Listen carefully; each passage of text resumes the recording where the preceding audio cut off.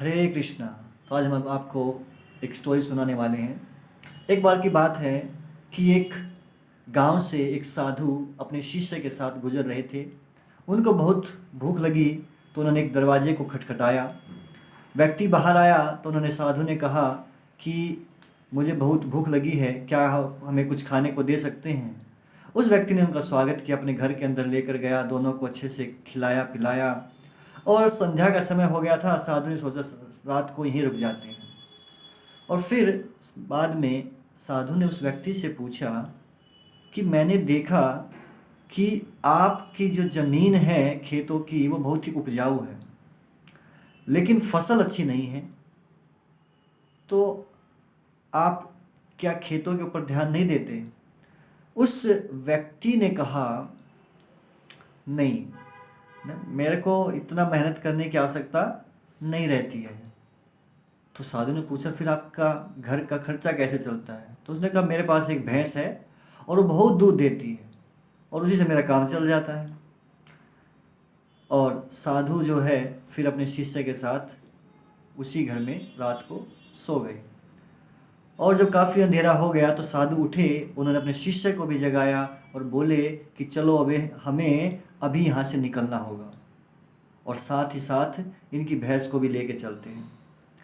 तो शिष्य को बड़ा अजीब लगा, कैसे गुरुजी ऐसा कैसे कर रहे हैं, जिस व्यक्ति के घर पे हम रुके उसी की भैंस को लेकर के जा रहे हैं। लेकिन शिष्य कुछ बोला नहीं, तो वो भी गुरु के साथ चल दिया और वो उनकी भैंस को भी लेकर के चले गए। अब कुछ समय के बाद वो जो शिष्य है उसके मन में ये जिज्ञासा हो रही थी कि गुरुजी ने ऐसा क्यों किया।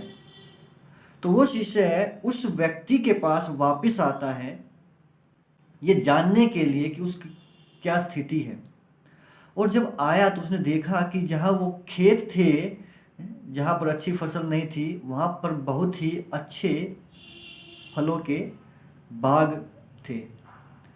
और वो व्यक्ति भी जो है उनको सामने दिखाई दिया। उस साधु के शिष्य ने उस व्यक्ति से कहा पहचाना हमें, मैं अपने गुरु के साथ आपके पास यहाँ पर आया था रुकने के लिए कुछ समय पहले।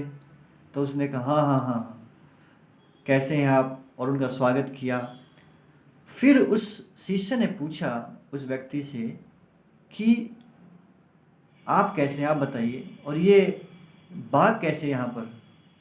तो उसने बताया कि कुछ समय पहले क्या हुआ था, मेरी भैंस जो है वो चोरी हो गई। और जब मेरी भैंस चोरी हुई तो मुझे बड़ा दुख हुआ, समझ में नहीं आ रहा था मैं क्या करूं। लेकिन क्योंकि जीविका चलानी थी इसलिए मैं जंगल में जाता, वहां से लकड़ियां तोड़ कर लाता और उन लकड़ियों को बेचता, और उनसे जो धन आया मैंने उससे बीज खरीद करके इन खेतों में लगाया और बहुत ही अच्छी फसल हुई। और उस फसल का जो मुनाफा हुआ उससे मैंने ये फलों के पेड़ लगाए और आज इस पूरे एरिया में सबसे बड़ा फलों का व्यापारी मैं ही हूं। तो शिष्य ने कहा यह काम तो आप पहले भी कर सकते थे, फिर पहले क्यों नहीं किया। तो उस व्यक्ति ने कहा नहीं, पहले मेरे पास भैंस थी और मुझको बिना मेहनत किए मेरा काम चल रहा था, तो इसलिए ये काम मैंने पहले नहीं किया। अगर मेरी भैंस ना खोई होती तो आज मैं इस स्थान पर नहीं पहुंचा होता। तो ये एक बहुत बड़ी शिक्षा है हमारे लिए। हमारे जीवन में भी कोई ना कोई एक ऐसी भैंस होगी जिससे हमारा काम चल रहा है, लेकिन अगर उस भैंस को छोड़ देंगे, ये भैंस क्या है, आलस्य है। इस आलस्य रूपी भैंस को अगर छोड़ देंगे तो हम जिंदगी में आगे बढ़ पाएंगे, नहीं तो वहीं की वहीं रुके रहेंगे। इसलिए हमें प्रयास करना चाहिए। मुश्किल जरूर है लेकिन असंभव नहीं है। इसलिए अपने जीवन से आलस को त्यागिए और आगे बढ़िए। हरे कृष्णा।